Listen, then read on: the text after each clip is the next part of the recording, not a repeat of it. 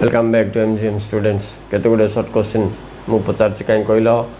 Discussion करवा जोटा परीक्षा तुम इम्पोर्टेंट सत्यवेद वन विद्यालय किए करथिला पिला माने गोपबंधु कोठी करथिला साखी गोपाल राइट आर उद्देश्य कौन थिला पिला माने जातीय शिक्षार परिचालना करबे केबे करथिला 1909 तेणु गोपबंधु दास एठा तांकर पंचशाखार ना जाक जानचना नहीं पिला माने देखो यहाँ भी मन रख मिश्र केतरा अच्छी टाइम भितर दास केतरा अच्छी अच्छा हाँ टिके रुह मुझे ना देखी तुमको रिमाइंड कर दूची आचार्य हरिहर दास ओके पंडित नीलकंठ दास पंडित कृपा सिंधु मिश्र आओ गोदावरीश मिश्र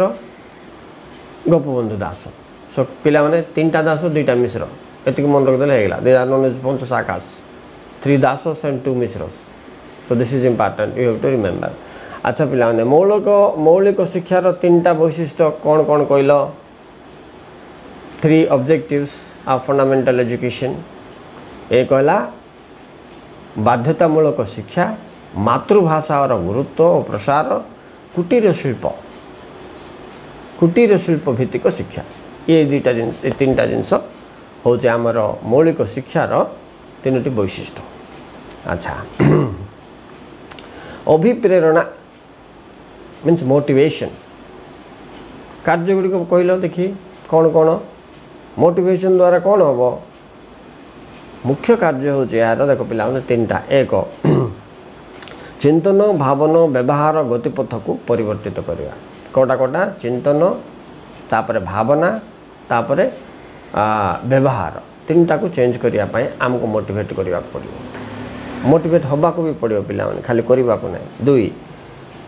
यह व्यक्तिगत अभिवृद्धि और कल्याण इत्यादि प्रोत्साहित करथाए कौन मोटिवेशनटा तेणु व्यक्तिगत अभिवृद्धि और कल्याण आवश्यक बोली आमको अभिप्रेरणा सब बड़े आवश्यक शिक्षा क्षेत्र में हो स्वास्थ्य क्षेत्र में हो व्यवसाय क्षेत्र में हो आमको अभिप्रेरणा जन दौथवा अच्छी मोटिवेट करुवा अच्छी तेबे जाइए वी विल गो अहेड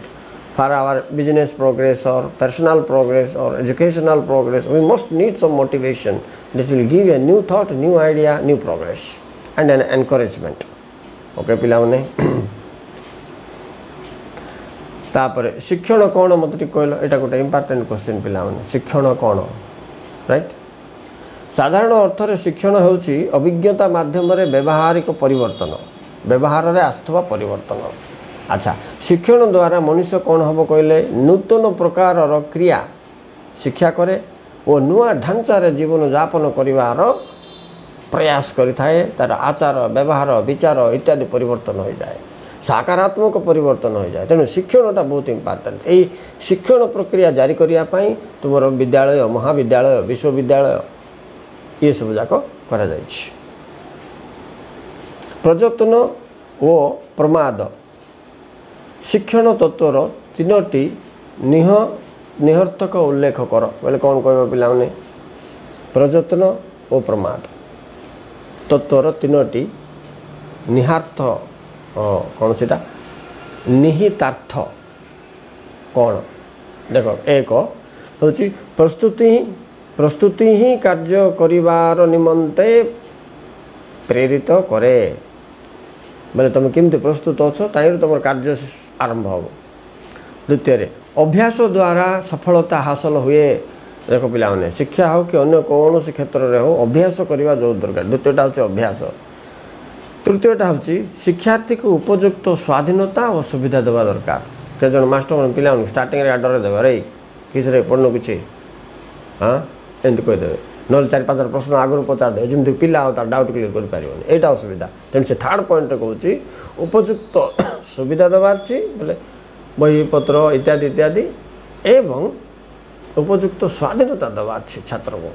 तेज जाकि सी उन्नति कर तेणु प्रयत्न और प्रमाद प्रयत्न बोले कौन कौन जत्न करवा ना कौन प्रमाद ये 2टा जिनस ध्यान देव पिला शिक्षण नियम गुड़िक कौन कहल 3टी अच्छी एक प्रस्तुति नियम 2 अभ्यास नियम 3 फलाफल नियम 3 laws of learning right preparation then practice then result 3टा ओके ओके स्टूडेंट्स आउ 3 4 5टा क्वेश्चन केतल टिके एमती डिस्कशन कर दो।